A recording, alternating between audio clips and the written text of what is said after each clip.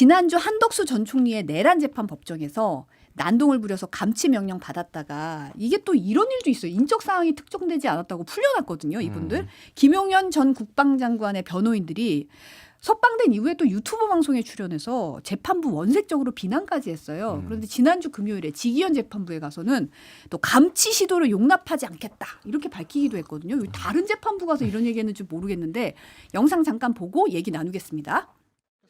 저희에 대한 개인 인적 사항을 불법으로 활용을 해서 집행을 하겠다는 이런 얘기가 있어서요. 저는 용납될 수 없다는 입장을 좀 재판부께 말씀을 드리겠습니다. 재판 진행에 회방을 놓거나 특검팀을 조롱하는 수위는 더 높아졌습니다. 검사를 감시해달라고 하는가 하면 아니 변호사님들 오늘따라 왜 이렇게 더 날이 서 계세요? 번번이 딴죽을 걸었습니다. 혹시 뭐 이 사건 관련해 더 하실 말씀 있으세요? 제발 이런 질문은 무의미하다고 생각이 듭니다. 그냥 생략하게 해주십시오. 뭐 상황이 이렇다 보니까 뭐 방청객까지 나서서 뭐 변호인을 큰 소리로 호응하는가 하면 특검팀에서는 뭐 반국가 세력이라고 소리를 높이기도 했다 이렇게 지금 전해지고 있는데 서울중앙지법이 재판장의 인격에 대한 심각한 모욕일 뿐만 아니라 법관의 독립과 재판 절차에 대한 국민의 신뢰를 크게 훼손할 수 있는 위법 부당한 행위다. 뭐 법적 절차를 좀 검토하겠다. 그래서 뭐 변호사협회 징계 요청하거나 뭐 수사기관에 고발하는 방안 검토 중이라고 전해졌는데 어떻게 보세요? 본인들이 지금 원하잖아요. 원하는 대로 해주면 됩니다. 예, 리얼 월드에 한번 금융치료를 좀 받아야 되겠다는 생각이 들고 대한변협 사실은 이제 감치 시도는 저걸로 이미 슈퍼챗에서 엄청 받았어. 그 진격의 변호사들인가 거기 나가가지고 판사 욕하면서 원색적으로 비난하면서 또 슈퍼챗 엄청 받았거든요. 지금 슈퍼챗 130개 받아서 415만 원 상당의 수익을 올렸다고 경향신문 보도가 나오긴 했어요. 그러니까 뭐 돈도 돈인데 저 사람들은 지금 정치를 하는 사람입니다. 이하상 변호사 같은 경우에는 자유통일당의 전신인 국민혁명당의 대선 경선 후보로 나와 대선 출마했던 사람이에요. 그 정광훈 당에서. 그리고 유승수 변호사는 저는 잘은 뭐 정치 이력은 잘 모르겠는데 어쨌든 지금 대놓고 정치적인 거를 하고 있고 이런 거 감치도 지금 본인의 훈장이라고 생각을 하니 법에 좀 엄정함을 보여줘야 되겠다 그 생각이 듭니다. 그러니까 이거를 그냥 불만을 토로하는 게 아니라 인신공격 판사에 대한 인신공격을 하고 원색적으로 비난을 하잖아요. 전 그래서 뭐 수사기관의 고발도 고발인데 변협에서 이거는 자격정지를 조금 한시적이라도 뭐 이렇게 몇 개월이라도 때려야 되는 게 아닌가? 이거는 변호사의 어떤 신뢰 이런 거를 크게 훼손했다고 저는 보거든요. 이런 거는 이게 좀 리얼 월드로 와야지 좀 정신 차린다고 저는 생각합니다. 예. 금융치료가 아니라 육체치료죠. 감치는 벌금 내는 게 아니라.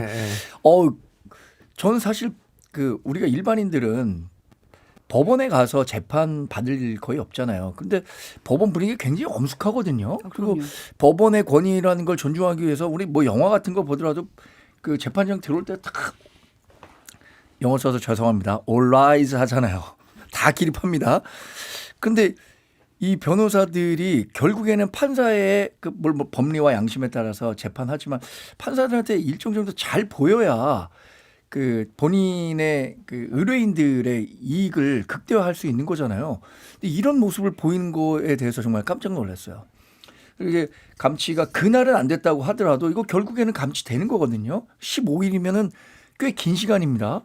근데 이런 거를 감수하면서까지 왜 법정 내에서 그런 소란을 일으키는지 이해하기 어려워요. 이게 아무리 뭐 정치적으로 자기의 메시지들을 본인 지지자들에게 주기 위해서라고 그렇게 설명을 한다고 하더라도 왜 저러지? 라는 의문은 해소되지가 않습니다. 저는 그래서 이런 경우에 뭐 좀 법이 살아있다는 점을 보여줄 필요도 있다고 생각합니다.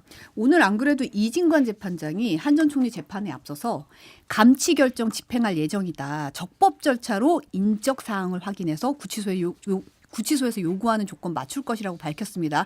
아무래도 앞서서 이제 김용현 전 장관 변호인 측이 뭐 불법으로 활용해서 집행하겠다는 얘기가 있다라는 언급을 하니까 적법 절차를 따라서 이제 인적 사항 확인하겠다라고 얘기를 했고 그다음에 이제 당시 감치 신문 절차가 비공개로 진행이 됐었는데 그 과정에서 권후현이라는 자가 그러니까 권후현 변호사가 재판부를 향해서 해보자는 것이냐 공수처에서 봅시다라는 식으로 말했다. 이 부분은 감치 결정에 포함되지 않은 별도의 법정 모욕 행위로 별도의 감치 재판 진행할 예정이라고도 밝혔습니다. 그러니까 그냥 넘어가지 않겠다라고 분명히 한 거예요. 예. 뭐 당연히 이렇게 해야죠. 일단 이진건 파이팅 한번 외쳐보겠습니다. 예, 뭐 이 사람들은 지금 이 변호사들은 본인들이 어떻게 보면 감치되는 거를 더 원할지도 몰라요. 제가 보기에는. 근데 그런다고 해서 그러면은 감치를 안 하는 게 맞느냐. 저는 뭐 감치하고 뭐 필요하면은 다른 조치도 좀 해야 된다고 보고 이게 뭐 그때 이제 구치소에서 바로 이제 신원이 특정되지 않았다고 뭐 이렇게 풀어준 거 감치를 안 한 것에 대해서도 뭐 비판이 좀 많았는데 그 얘기를 들어보면은 그게 좀 어느 정도는 약간 불가피한 측면이 있대요. 그러니까 조금 더 신원이 명확하게 주민등록번호나 이런 것까지 좀 확인이 돼야 되는 측면이 있어서 지금 민주당에서는 지금 법도 조금 바꾸겠다라는 거잖아요. 물론 이제 좀 정교하게 해야 되겠지만은 인상이나 차격 등으로 개인을 특정할 수 있다면 교정시설이 수용이 가능하도록 한다라는 게 이제 법을 바꾼다는데 이게 뭐 이 정도면 사실은 뭐 주민등록번호 없어도 뻔히 이게 되잖아요. 그러니까 그래서 뭐 법의 엄중함을 좀 보여줘야 되겠다 그 생각이 듭니다. 예. 그러니까 뭐 법을 또 새로 만들어서 해야 되는 사안까지는 모르겠지만 이 사람들에 대해서는 책임을 분명히 물어야 된다고 생각합니다. 사실 이분들도 생각할 거예요. 이게 어떤 식으로든 본인들에게 불리할 수밖에 없는 그 감치 재판이 되지 않겠습니까? 그런데도 이런 모습을 보이는 것은 사실 법을 아는 사람들이 더하다고 우리 뭐 이른바 법꾸라지라는 얘기 많이 했잖아요.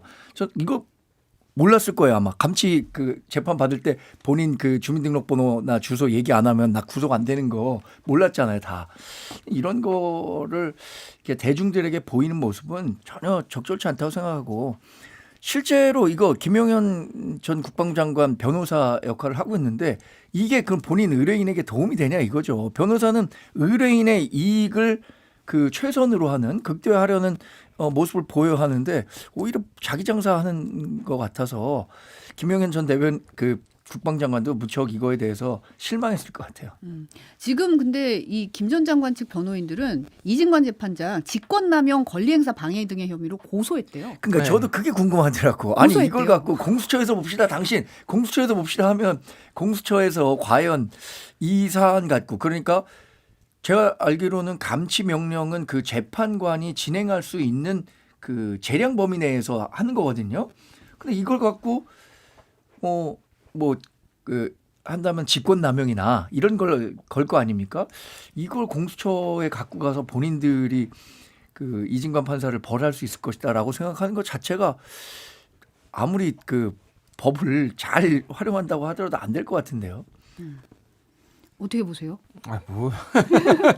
뭐 보고밖에 일단은 공수처가 지금 풍비박산이 난 상황이라서 수사 자체가 진척이 될 수가 없고 공수처장부터 지금 오동훈부터 지금 뭐 수사받고 있는 상황인데 그리고 이런 거는 그냥 아예 그 건으로 다루지도 않습니다. 공수처가 사실 욕먹는 이유 중에 하나가 한 몇만 건씩 들어오는데 다 불기소 처분해 버려가지고 한자는 이런 건 아예 입건조차 안 되는 사안이에요. 이런 거는 자기들 그냥 뭐 괜히 정치한다고 그냥 저런 얘기 아무 말이나 하는 겁니다.